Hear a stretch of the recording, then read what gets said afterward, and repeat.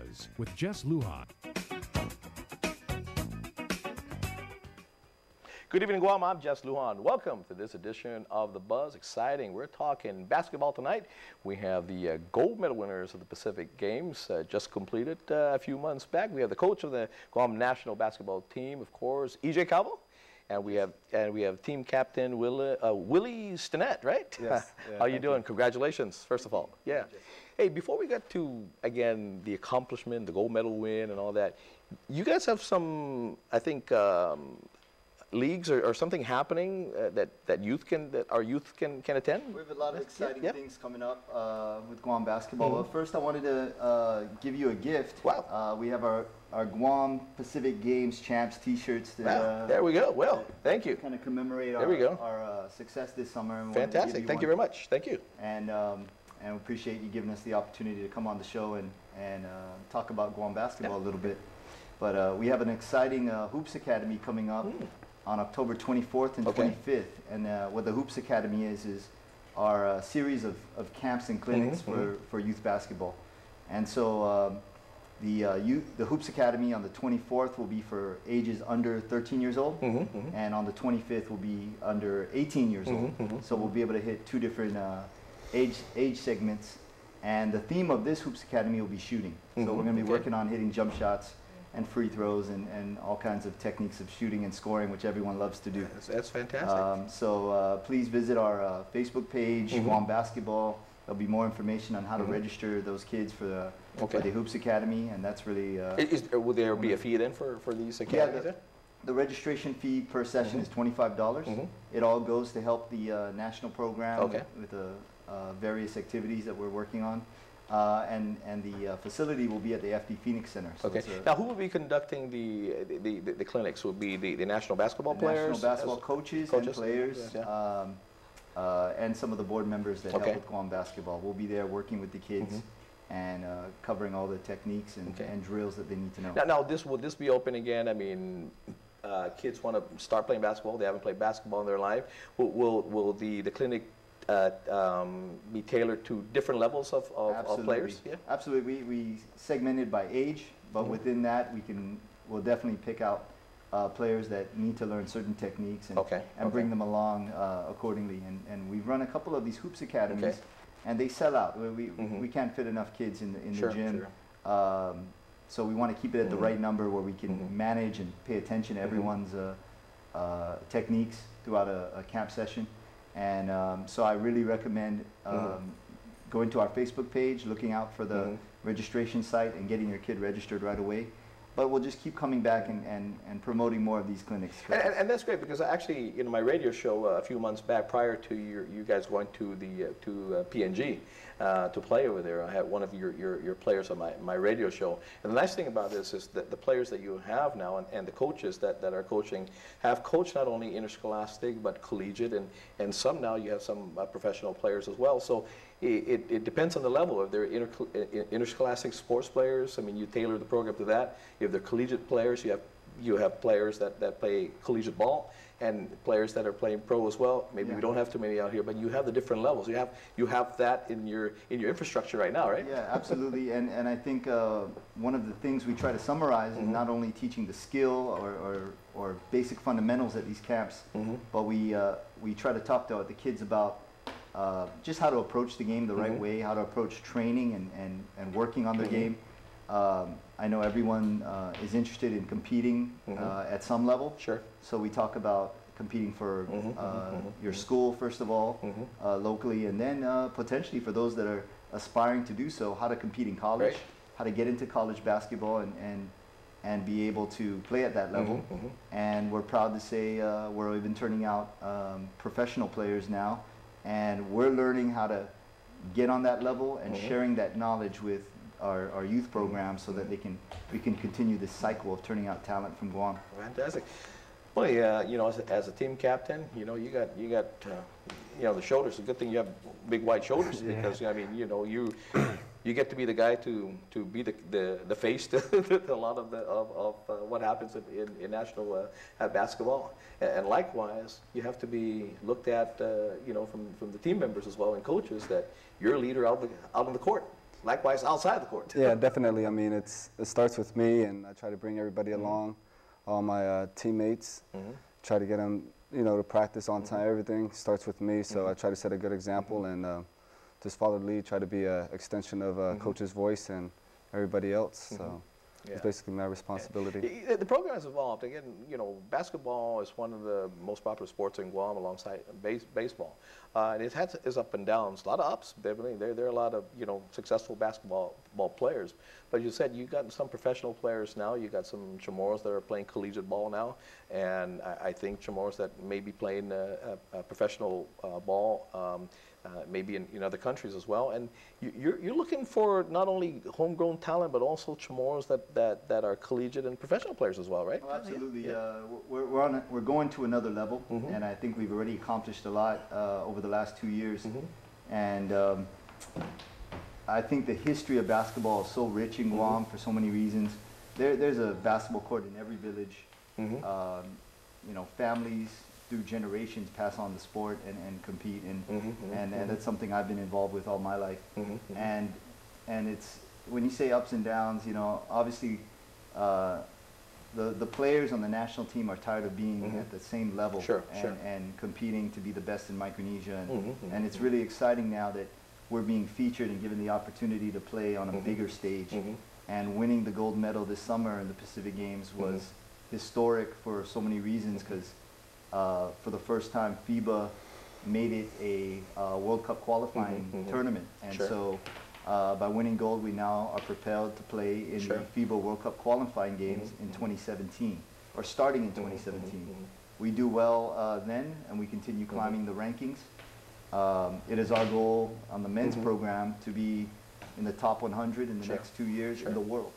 And that's, we don't care how big the countries are that we face. We've had success in the past. We beat teams like Hong Kong, who are ranked 69 in the world, and that's unheard of in most sports, to beat a team at that high of a ranking, world ranking. I'd like to see them again. I'd like to see a lot of the Southeast Asian countries. They're in the top 80 in the world, and I think that we'll give them a run for their money. And of course, we have to prepare ourselves to get to that level. So, well, what are the challenges? And it's not unique to basketball. It's other teams and other countries as well that they've gone through this. Their success didn't start off right as a success. They started off as well. But and here are the growing pains that I see what's happening as well. You have now some players now that are being recruited to play collegiate ball. Okay, and from there they probably get drafted to play either in the NBA or other professional teams, you know, worldwide. So how do you, again, I guess the juggling here is because, again, in college, either they go on and go on to business, or you keep them playing ball, because even if a good player, if you quit playing after college, you get a little bit of rusty, and if you only get together a few times a year, you were good at one time, but you know, you have to constantly play. And so how do you juggle the fact that, you know, these guys got to make a living playing basketball? Yeah, it's tough because, I mean, even myself as a coach, it's always a part-time job. It's a nighttime labor of love that we get together, and we try to improve our coaching skills and playing skills. And majority of the team all have full-time jobs and really have to work out before the sun rises and when the sun sets. And make the most of it. I think one thing I'm really proud of is this team. I think it's unprecedented in Guam basketball for sure. Is that out of a 12-man roster, 7 of the players on the roster competed in college as college basketball players. And you know, I would say all 12 were good enough to play in college, but 7 of them were able to get the opportunity. And what that means is, after high school, they played in a higher level program, competed against better players, and brought that back to the Guam national program and played together and helped each other. And then one of which went all the way and is currently having a pretty successful professional career right now. in Australia, in Ty Wesley, and has opened the doors for more Guam players to explore professional careers in New Zealand and Australia. So let me ask you this: as a player, not just as a captain, but as a player, you know, going into a tournament, the Pacific Games. Now, I don't know how many other teams you competed against, and whether they're national teams. And of course, I think every other country is bigger than Guam in regards to population base, and they're affiliated with other countries, and they can be considered nationals. But I'm sure you go up with teams that have maybe 1, 2, maybe even 3 players that are playing professionally. Oh yeah, I mean, it's the SPG this year was probably I've been to this, that was my 3rd one, and the level of competition has gone up significantly.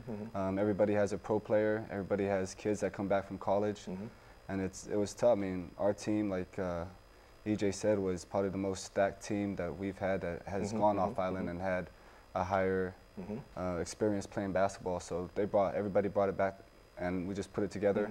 And having Ty, you know, professional on your team, really just kind of brought that comfort level to play together. We gelled well, and we were able to pull it out.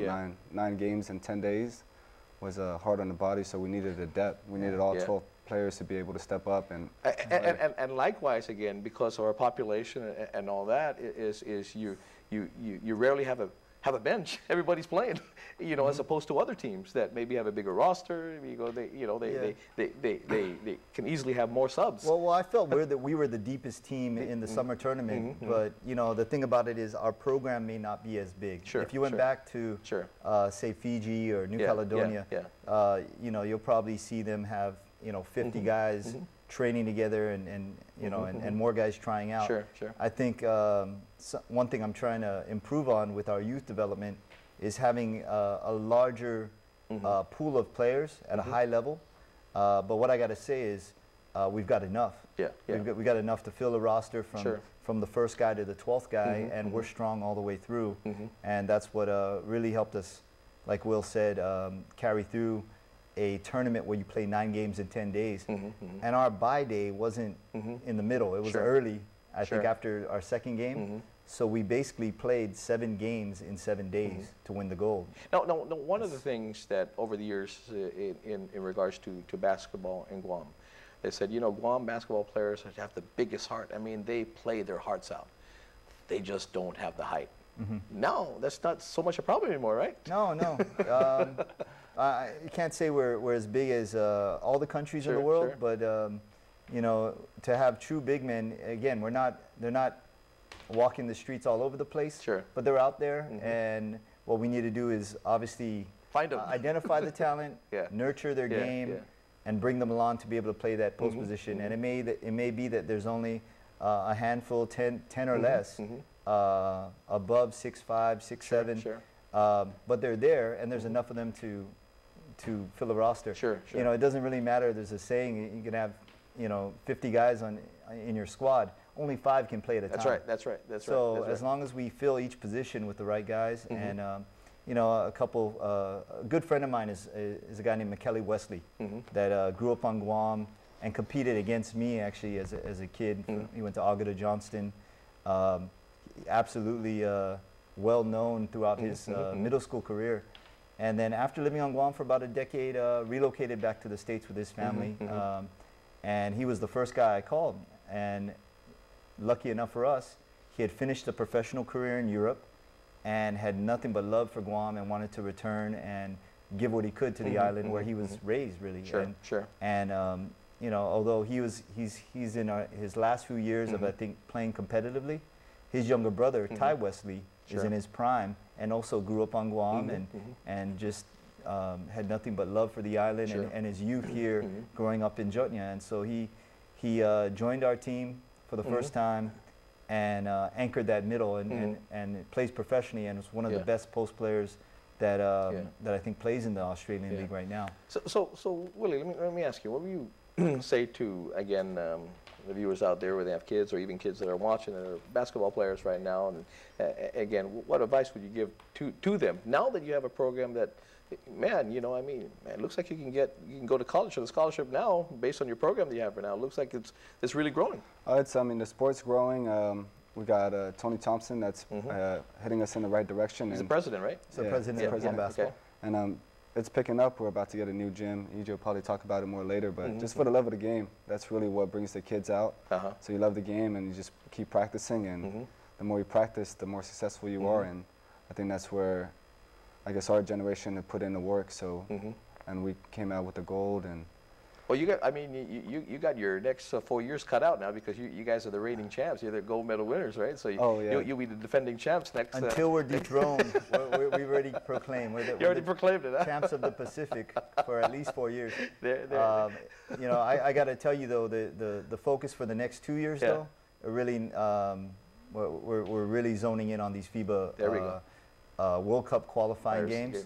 We'll be able to play against some of the best teams in Asia, and if we do well in the first set of games, we'll be able to move up to play the elite in Asia. There we go. And Oceania. So we're really excited about that, but we've got a lot of work to do. Yeah. You talked about some of the obstacles that we had to overcome. You know, number one is facilities, and I want to take the opportunity to thank anyone out there who's let us use their gym, because we haven't had a gym. And you know, a side note is I was a teammate of Will's for many years. On the national team until I stopped playing competitively and they got recruited back to coach.